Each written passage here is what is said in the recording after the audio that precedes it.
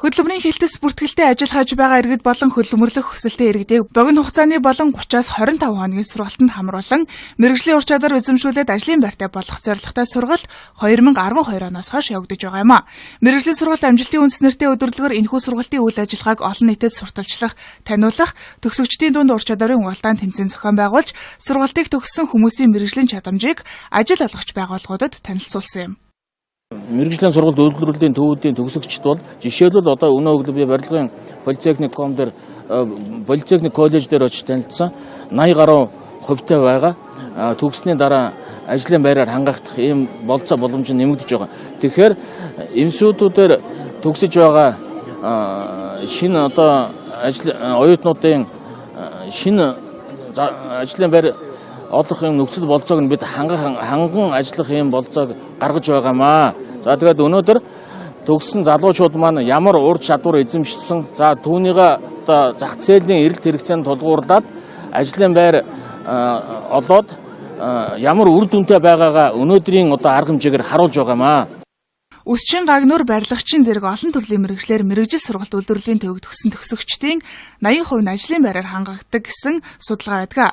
Өдөрлөгөөр мэргэжлийн ур чадварын сургалтанд хамрагдах хэсгийн хийсэн бүтээлийн үзэсгэлэн гарч ажил олгогч байгууллагуудад чадварлах хүний нөөц санал болгосон юм. Сургалтын ур чадвар эзэмшүүлэх тийм ээ богино хэмжээний одоо сургалтаар мэргэжлийн ур чадварын одоо мэргэжил чадамж эзэмшүүлээд ажлын байртай болгох ийм одоо зорилготой хөдөлмөрлөлтийн нэг хэсэг үйлчилгээний одоо хэлбэр нь бол энэ сургалтын үйл ажиллагаа байгаа. Тэгэхээр өнөөдрийн энэ өдөрлөг бол энэ одоо үйлчилгээгээ бид нар олон нийтэд сурталчлая тийм ээ. Энэ одоо иргэдийг сургаж төгсгсөн төр сургалтын байгууллагуудын одоо сургалтын чанар ямар байна вэ те?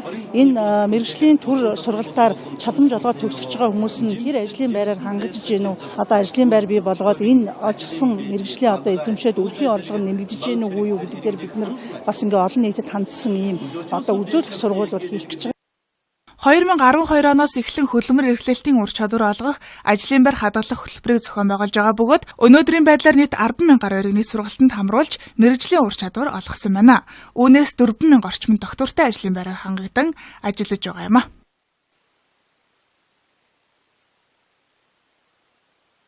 Дунд ур чадварын уралдаан тэмцээн зохион байгуулж, сургалтыг төгссөн хүмүүсийн мэргэжлийн чадамжийг ажил олгогч байгууллагуудад танилцуулсан юм.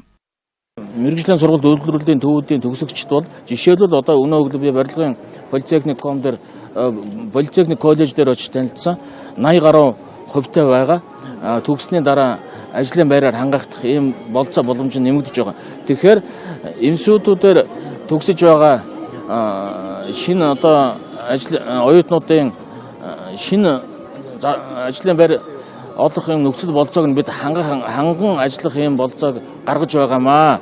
За тэгээд өнөөдөр төгссөн залуучууд маань ямар ур чадвар эзэмшсэн, за түүнийгээ одоо зах зээл ажил олгогч байгууллагуудад чадварлах хүний нөөц санал болгосон юм.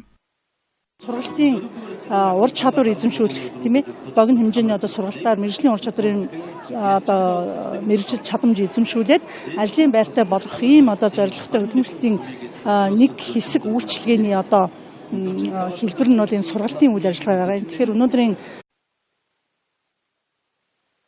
хөдөлмөрийн хилтэс бүртгэлтэй ажиллаж байгаа иргэд болон хөдөлмөрлөх хүсэлтэй иргэдийг богино хугацааны болон 30-аас 25 хоногийн сургалтанд хамруулан мэргэжлийн ур чадвар эзэмшүүлээд ажлын байртай болох зорилготой сургалт 2012 оноос хойш явагдаж байгаа юм а.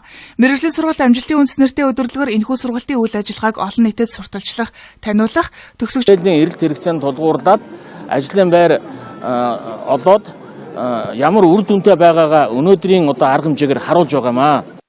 Үсчин гагнуур барилгачийн зэрэг олон төрлийн мэргэжлэр мэргэжил сургалт үйлдвэрлэлийн төвөг төгссөн төгсөгчдийн 80% нь ажлын байраар хангагддаг гэсэн судалгаа байдаг.